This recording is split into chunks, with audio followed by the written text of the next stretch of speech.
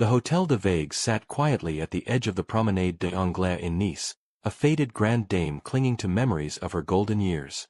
Once a popular retreat for painters and poets, it now served as a quiet, half-forgotten escape for budget tourists and lonely souls. Locals didn't talk much about it. Some remembered stories, of course. Old tales whispered by grandparents about flickering lights, locked doors, and crying in the night. But most people passed it without a glance, like you might ignore a shadow at the edge of your vision. The room they never mentioned was room 19. It started with a dare. Leo Caron, 17 years old, drunk on cheap vodka and dumber than he thought, was the kind of boy who believed fear was just another thing to laugh at.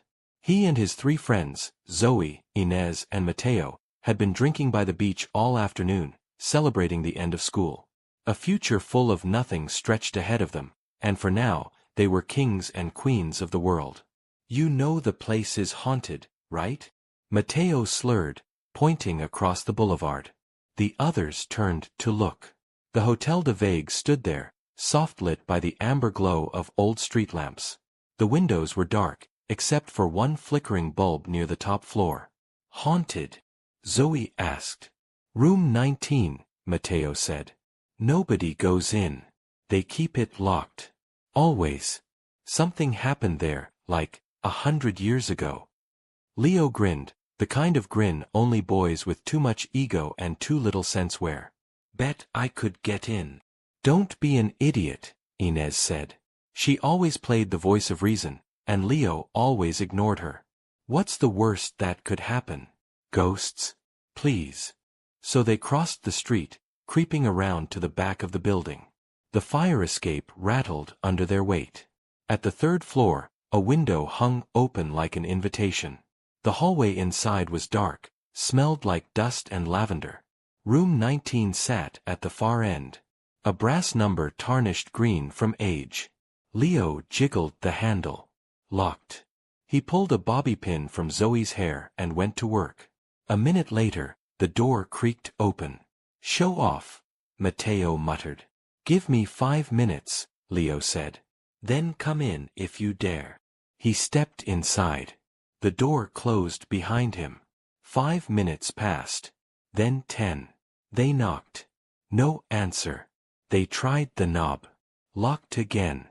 Zoe pounded her fist against the wood. "Leo! Enough. Come out." Nothing. Maybe he slipped out another way? Inez offered, but she didn't sound convinced. They waited. Eventually, footsteps echoed down the hall, a cleaning woman in slippers and a scowl. She snapped something sharp in French, eyes wide when she saw them by room 19. "You must leave," she said in broken English. "You don't go near this room." They left. What else could they do? Leo never came out. The police searched the hotel. Room 19 was empty. No sign of struggle. No sign of Leo. It was as if he'd stepped into the room and disappeared into thin air. His parents came. Posters went up. The local news ran the story for a week. Then another tourist vanished in Marseille, and Leo became another cold case. But his friends knew. They started seeing him. Not everywhere. Not all the time. But sometimes, in the windows of the hotel, just as the sun began to set, they'd catch a glimpse. A pale face. A flash of blonde hair. Eyes wide with something between fear and warning. Sometimes at night, Zoe would wake to tapping on her bedroom window. She lived on the 3rd floor. No balcony. Other times, Mateo heard whispers when walking past the hotel. Just beneath the sound of traffic. "Don't go in. Don't go in." Inez stopped sleeping. She dreamed of rose-scented air and blood on the walls. In her dream, Leo stood at the foot of her bed, mouth sewn shut with black thread, eyes crying tears of salt water. A month after Leo vanished, Zoe snapped. She said she had to go back. Had to see for herself. They didn't argue. They were all thinking the same thing. They booked a room. Not on the 3rd floor, that wasn't possible. The clerk, an older man with cloudy eyes, insisted the entire floor was under renovation. What happened there? Mateo asked. Old story, the man said. Not for tourists. That night, they crept up the fire escape again. Room 19 was waiting. The door opened when they touched it. No key. No lock. The room was clean. Impossibly clean. Like someone had scrubbed every surface with bleach and lemon. The wallpaper was old but intact. A large window overlooked the sea, moonlight painting the floor in silver. In the center of the room, a small wooden table, 2 teacups, and a faded red journal. Zoe opened it. The handwriting was delicate, flowing. French cursive. A woman named Claudine. She had fallen in love with a man named Marcel. He was a guest. She was a maid. Their love was secret, passionate, doomed. We cannot be, one entry read. But tonight, we choose forever. The final pages were stained with something brown. Dried. Like old blood. Then came the sound. A knock at the door. Soft. Polite. 3 knocks. They turned as one. The door opened slowly. Leo stood there. Only it wasn't Leo anymore. His skin was pale. Eyes sunken. A smile that didn't reach his eyes. He raised a hand and pointed at the table. Then he spoke, and the voice wasn't his. It was layered. Male and female. Deep and soft. Old and young. One of you must stay. Inez screamed. Mateo ran. Zoe stayed. She didn't know why. Maybe she believed she could save him. Maybe she was just tired of being afraid. When the sun rose, only Mateo and Inez made it back to their rooms. The clerk asked no questions. Room 19 was locked again. Zoe's name joined Leo's on the missing posters. Sometimes, late at night, tourists walking by the Hotel de Vagues will see 2 figures in the window of room 19. A young man and a young woman. They sit at a table, drinking tea, and waiting for the door to open again. But that wasn't the end. 2 years later, the hotel was sold. The new owner, an Italian investor named Luca Ferranti, believed in history, but not in ghosts. He had room 19 reopened and renovated. The wallpaper was stripped, the old furniture burned. He had the door replaced, the number plaque melted down and recast. The room was booked under a new name, Room 21. It didn't matter. The first guest, a backpacker from Prague, was found dead in the bed. No wounds. No drugs. Just still. Face frozen in shock. A teacup on the nightstand. Half full. Investigators found the walls had been painted over 4 times. But beneath it all, they discovered faint words carved in delicate French cursive. Suka aiment ne part ent jamais. Those who love never leave. A week later, Luca Ferranti vanished. His shoes were found beside the window in room 21. No note. No witnesses. Only the faint smell of roses. And 2 cups of tea, steaming on the table. The ghosts of room 19 had never truly left. They had simply been waiting. They said it was a freak occurrence, something you'd see once in 1,000 years. The tsunami came on a Sunday morning. Clear skies. Calm winds. No warning. Just a roar like a freight train from beneath the earth, and then the sea folded in on itself, pulling back like a gasp, revealing things that had been buried for centuries. The staff at the Oceanus Blue Resort stood in silence as the water vanished, their hands shading their eyes, mouths half open. Old Theo, who ran the bar near the beach, dropped his glass. It shattered, but no one looked. Out in the glistening sand and seaweed, where the tide should have been, something ancient had risen. A stone structure, black, crusted with coral and bone, leaned crookedly from the exposed seabed. It looked like a ruin, but it didn't match the smooth white marbles of the Greek temples they showed on postcards. This thing was darker, older, wrong. And it was only the beginning. 3 days later, the water had returned, but the beach wasn't the same. Tourists noticed first. People like Melanie and Steve from Manchester, who came for the cheap drinks and warm sea. They started finding shells. Strange ones. They weren't like the glossy pink and white spirals you'd expect to see washed up by the tide. These were matte black. Warped. Cracked. Some were twisted like corkscrews, others were jagged like broken teeth. And all of them had red streaks running through their surfaces, deep veins that pulsed ever so faintly in the light. They were warm to the touch. Melanie found the first one and thought it was just hot from the sun. She laughed, tucked it in her beach bag, and forgot about it until that night, when it started whispering. Steve said it was just the wind. But by the next morning, Melanie was digging holes on the beach with her bare hands. She said the shells were calling. She said there were more, buried just beneath the surface. And she was right. It was subtle at first. People keeping to themselves. Staring out at the sea longer than usual. Long, blank stares. A few forgot their names for a moment, or wandered the hallways at night, muttering in a language no one understood. One man, Dr. Nils Hoffman, a retired geologist from Berlin, was found standing chest-deep in the water at midnight, holding a shell up to his mouth like a conch. He didn't respond to his wife's screams. When they pulled him out, his lips were bleeding, and the veins in his arms pulsed with something black and red. By Thursday, 7 tourists had been hospitalized. By Friday, 1 was dead. Nikos Drivas was not the kind of man who got involved in strange happenings.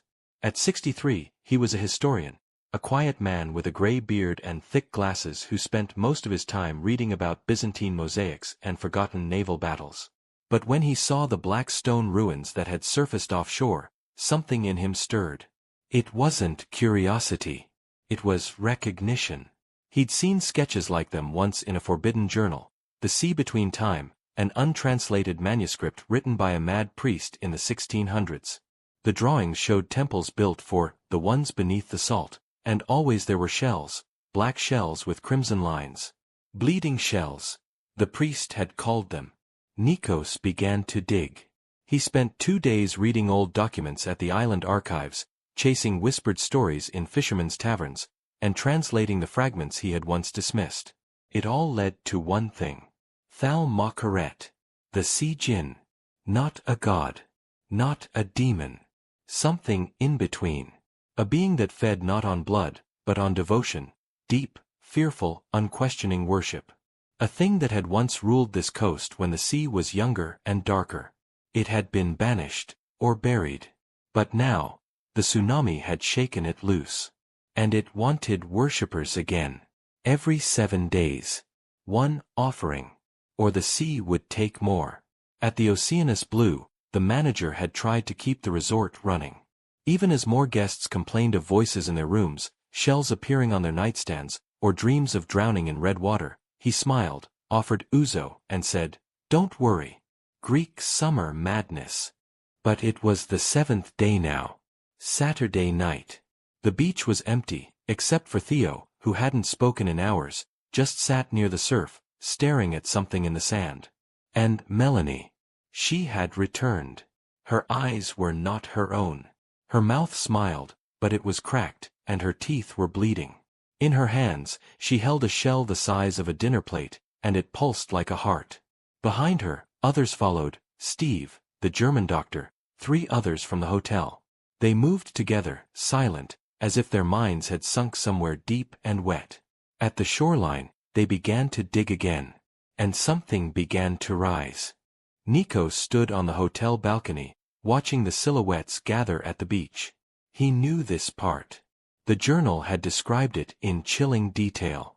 They return as husks, filled with the breath of Thal Macheret. Their hands bear the shells, and in the 7th night, they dig where it dreams. Down below, Theo rose shakily to his feet and walked into the sea. No one called after him. No one stopped him. His shirt floated behind him like a pale flag in the moonlight. Then Melanie bent down and placed the pulsing shell into the wet sand.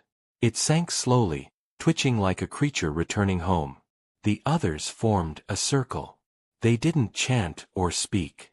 But their mouths moved, silent words passed between them, inaudible, ancient. The wind stopped. Even the cicadas in the hills fell quiet. The sea began to bubble. At first, just tiny ripples. Then thick, black shapes writhed up from beneath the surf like the arms of an octopus, or something worse. Seaweed tangled with bone, barnacle-covered skin, and red coral that twisted like veins. A mound formed, no bigger than a man's back. Then larger. Then towering. From it, a figure began to rise. It had no eyes, only hollow sockets that wept salt water and black sludge. Its mouth was a vertical gash stretching from chin to chest, ringed with crimson teeth. Its skin was dark and smooth like the shells, gleaming under the moonlight with fresh wetness.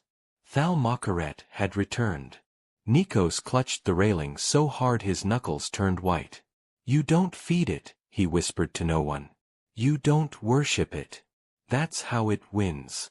But no one else resisted. From the resort balconies, guests stepped out, shells in their hands, eyes hollow, mouths moving. They weren't just victims now. They were followers. One by one, they walked toward the beach. A quiet procession, barefoot and expressionless. As if something inside them had broken and been filled with seawater and salt. Nikos turned from the balcony and rushed to his room.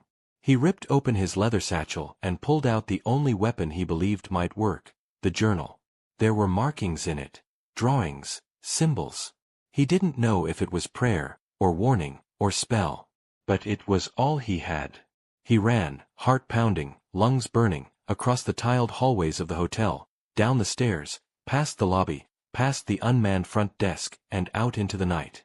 By the time he reached the beach, the sea djinn stood 12 feet tall. Melanie knelt before it. So did the others. They raised their hands toward it like children begging a parent for a gift. Then it turned. And looked at Nikos.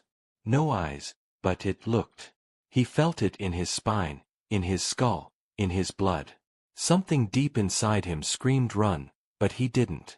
He held the journal up and shouted in broken ancient Greek. "You do not belong. You were buried. You were sealed." The creature paused. Its mouth opened wider. A scream like a drowning choir echoed from its chest, rattling the glass windows of the hotel behind him. The followers screamed, clutching their heads. Melanie's eyes bled. Steve collapsed. Nikos stepped forward, shouting louder. He turned the pages of the journal, shouting the passages the priest had written to ward off the djinn. But his voice was drowned by the waves. The sea surged forward, water and foam crashing onto the sand. Nikos fell. The book tumbled from his hand and vanished beneath the black surf. When he looked up, Thalmakaret was gone. So were Melanie, Steve, and all the others.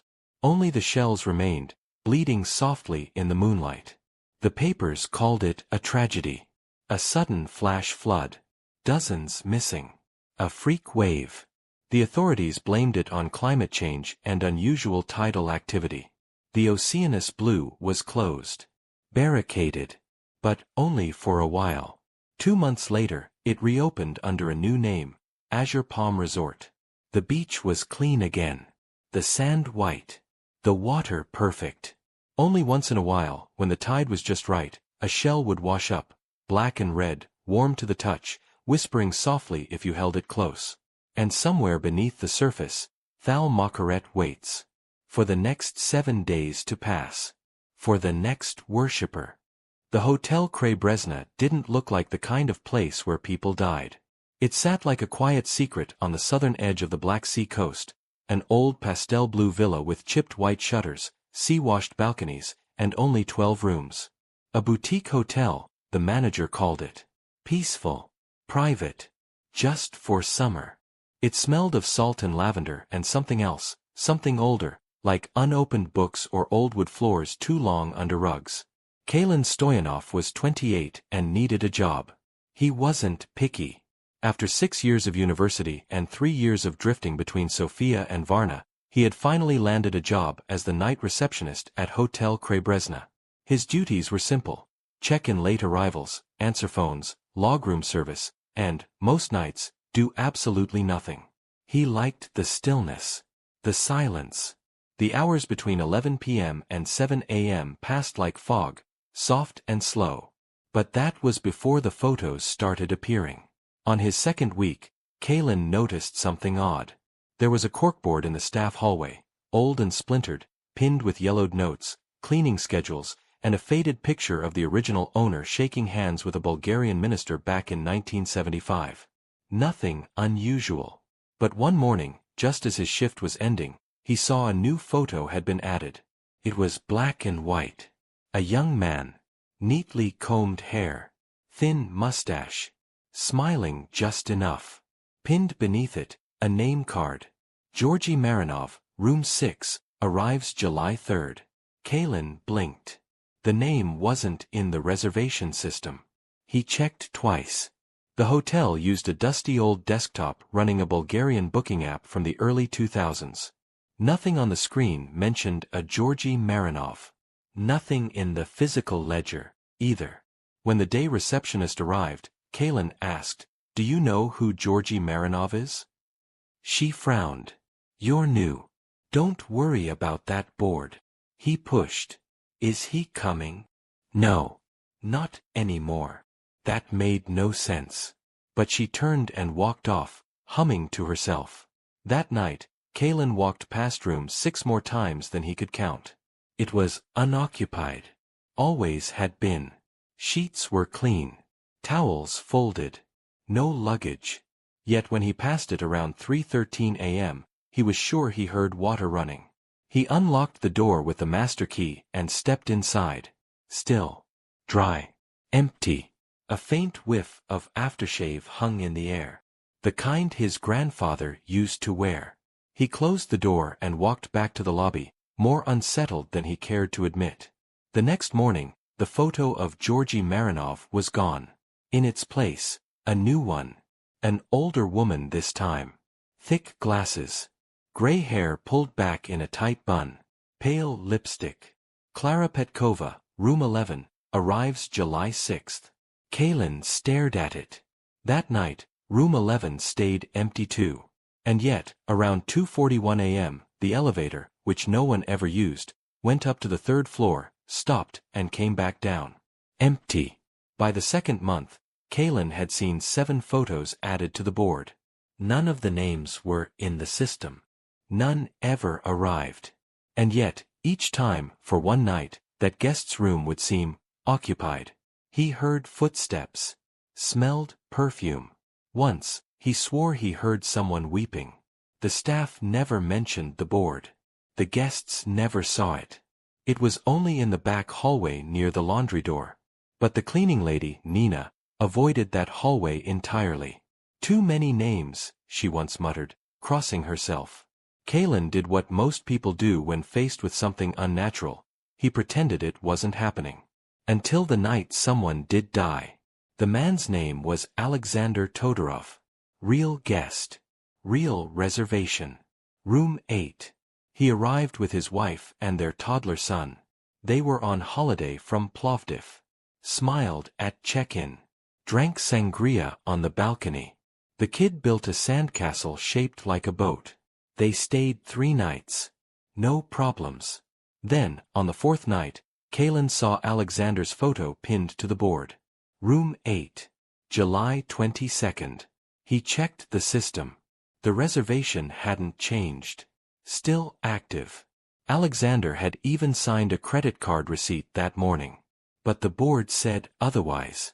Kalen stood there, staring at the photo, heart sinking. He tried to call the room. No answer. At 7:04 a.m., the housekeeper found Alexander Todorov dead in his bed. Face pale. No wounds. No struggle. Eyes open, frozen in terror. His wife said he had gone to sleep just fine.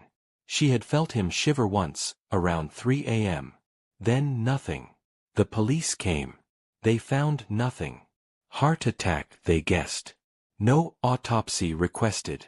He was young, yes, they said. But stress. Heat. It happens. The hotel manager shut down the hallway for cleaning. Kalen couldn't sleep. Couldn't eat. He stopped checking the staff board for a while. But curiosity, and fear, always wins. One night, just past midnight, he walked down the hallway, heart pounding. The board looked the same. Same pins. Same yellowed papers. Except for one new photo. It was his own. Kalin Stoyanov, Room 4, July 28th. He staggered back like he'd been punched. Room 4? That wasn't even his room. He slept off-site, in a small apartment 10 minutes away. And yet, the board had never lied. 7 names. 7 photos. 7 deaths. All in their sleep. He checked the system. No duplicate booking. No room 4 listed under his name. And still, the photo remained. Kalin didn't go home that night. He didn't go home the next night, either. He drank black coffee until his hands shook. Walked the halls. Checked every room. Sat in the lobby staring at the staff board like it might blink. At 3 a.m. on July 28th, the lights in the hallway flickered. The elevator dinged. He ran to room 4. Empty. Sheets clean. Air cold. But the pillow was dented, as if someone had just lifted their head. He looked down and saw something lying in the bed. A photo. His photo.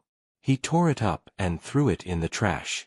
Then he unplugged the phone, turned off the lights, locked the room, and stood outside holding a crucifix someone had left in Lost and Found. At dawn, he was still alive. The board was empty again. No new names. No new deaths. Kalin quit the next day. The manager didn't ask why. He just nodded and said, "They always leave after the board speaks." Kalin moved inland. Took a job in Plovdiv at a bookstore. Refused to sleep in hotel rooms. Covered every mirror in his flat. Sometimes, he dreams of footsteps in empty hallways. Of cold air and whispering. Sometimes, he wakes up with the taste of sea salt in his mouth. He never goes near the coast anymore. But every summer, he checks the website for Hotel Crave. He looks at the reviews. The guest photos. And he counts the names. Just to be sure his isn't there again.